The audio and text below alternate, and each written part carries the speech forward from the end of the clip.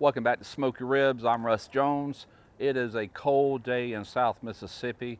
We have been dipping down in the 20s at night, and I tell you what, that's pretty cold for down here. I know it's colder than that in a lot of the northern states, a lot colder, to the tune of 35 below.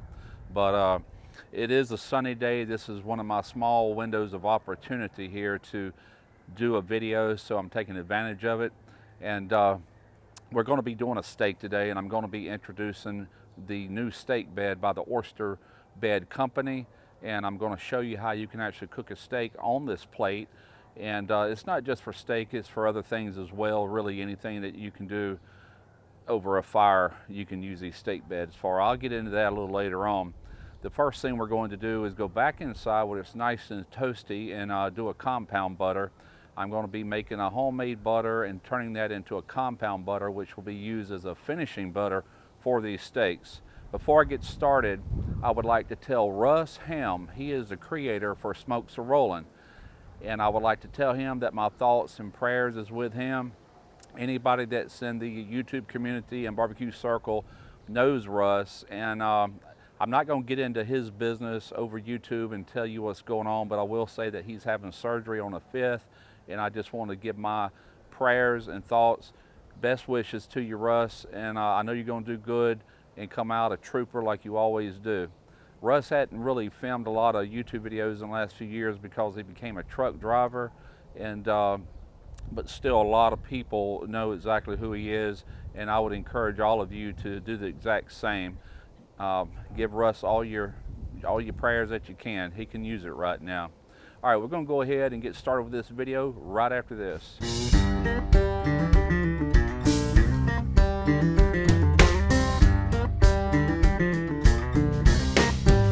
If you wanna cook backyard barbecue till you get your feel, you come to the right place. Russ Jones Smoky Ribs. Smoky Ribs. Smoky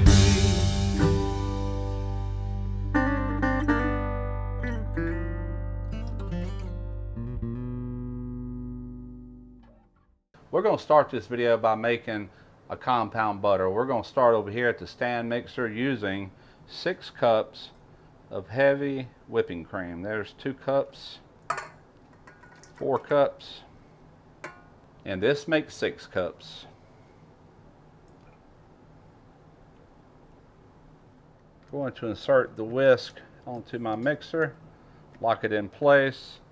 We're going to lower this down. We're going to lock in the mixer. All right, I've taken plastic wrap, and I'm just doing this mainly to kind of stop the mess. We're going to lay this in here to kind of help hold that down. We're going to let this go roughly 30 minutes, and this is going to go through numerous stages, which I'll show you as we get to them. All right, let's take a look. Let's take a look and see what we're looking like. Been going right at 5 minutes. Now, as you can see, this is what they call soft peaks. Just like that. All right, that's like the first stage. Let's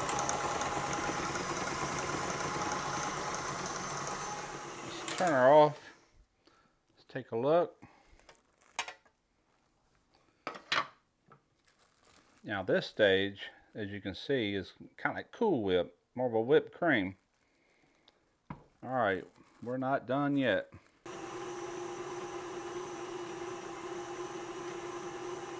And as you can see, we have a real yellowish tint. There's all your liquid. It's completely broke. Now what I'm going to do is remove this and try to get all this butter out of here, back into the bowl. So really you got 2 products now. You got butter and you've got buttermilk. This is going to be fresher than any butter you'll ever buy in a store. So what we're going to do is drain off all the buttermilk.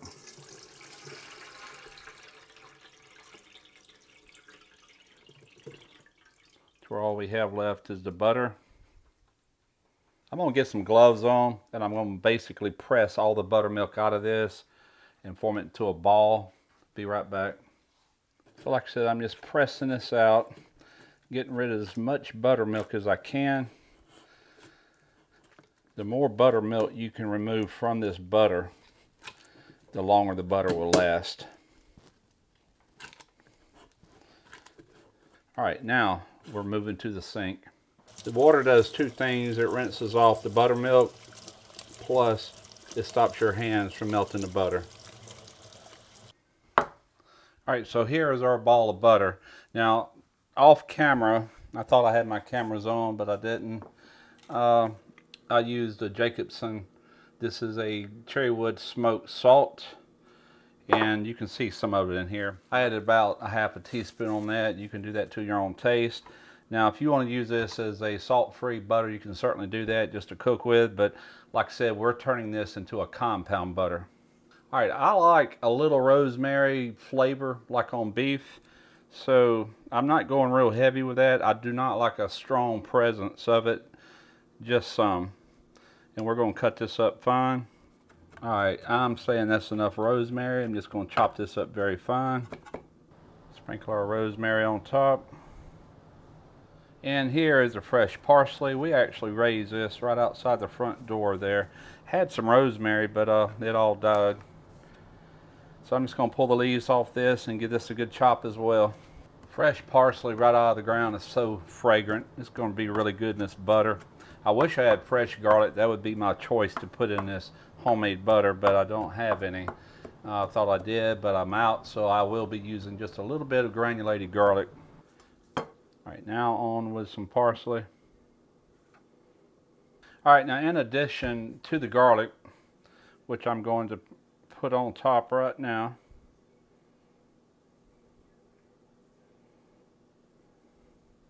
that should be plenty. I've also got some dried thyme. There again, I don't have any fresh. Of course, fresh would be better.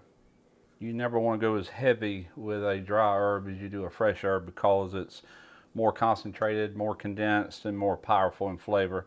So we're basically just going to start pressing all this into this butter and mixing it around, making sure to incorporate it all the way through. So if you ever thought making your own butter was something hard that you have to have a churn and be out there for hours, wrong. All you need is a good mixer, and there's other ways of doing it. There's people that does it in mason jars. So here is our homemade compound butter. It smells really good. What I'm going to do at this point is just put it in some plastic wrap, roll it up nice and tight, get the air out. We're going to put it in the fridge until we need it. So who remembers the oyster bed? I've got a couple of videos. I'll put links in the description if you'd like to go back and check these out. Fantastic stuff, man. But what I'm most impressed with is the company. The company started this as a mission to help preserve the estuaries off Louisiana, reaching over into Mississippi. Our oyster reefs is so valuable to retaining and stopping erosion, and they're all about that.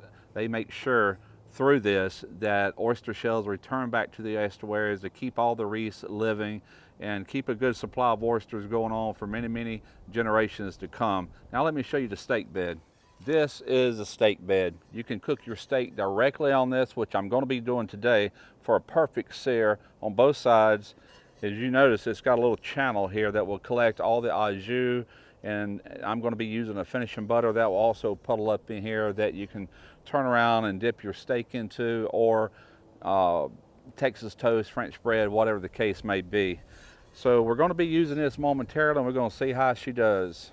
As you notice, I've got some baked potatoes here. I fired up this pit earlier and started the potatoes over direct fire, and I just probed them with a toothpick, and they're pretty much just done. I'm just kind of keeping them all to the side and keeping them hot, as you can see here.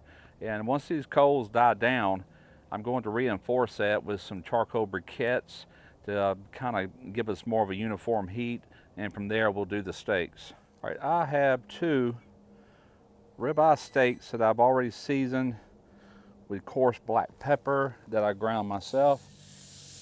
Oh yeah, listen to that sizzle. I've got salt, and I always add a little bit of cayenne to steaks. Not enough to where it presents any heat. It just adds an absolutely great flavor to it. Now we're going to flip them over. Oh man, look at that. Beautiful. Now this is where we add the compound butter.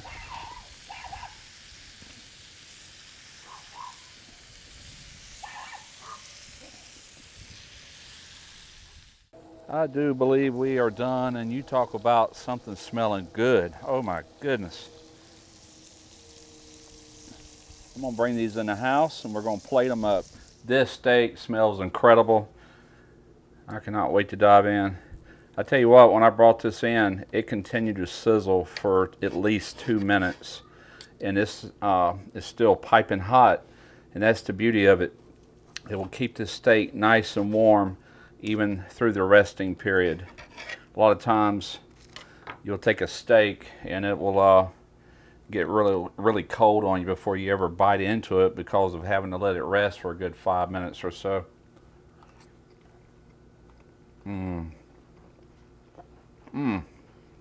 Oh man, that compound butter with all those flavors going on, excellent. But the beef is shining through. This is not no great cut of steak. It's just a choice ribeye, but it's really tender and it's really good. And it's cooked to a good medium rare. That's exactly what I like.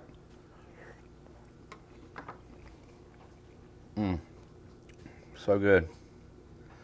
A little baked potato, a little sour cream, salt, pepper, sharp cheddar cheese.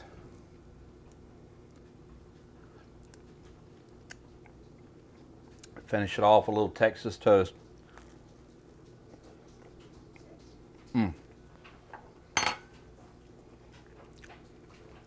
All right, I gotta eat, so I hope you enjoyed the video.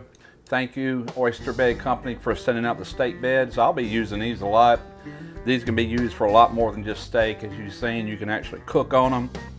You can just heat them up and put your food on there afterwards to keep it hot, however you want to do it. But thank you for sending that out. I really appreciate it. Till next time, smoke your ribs.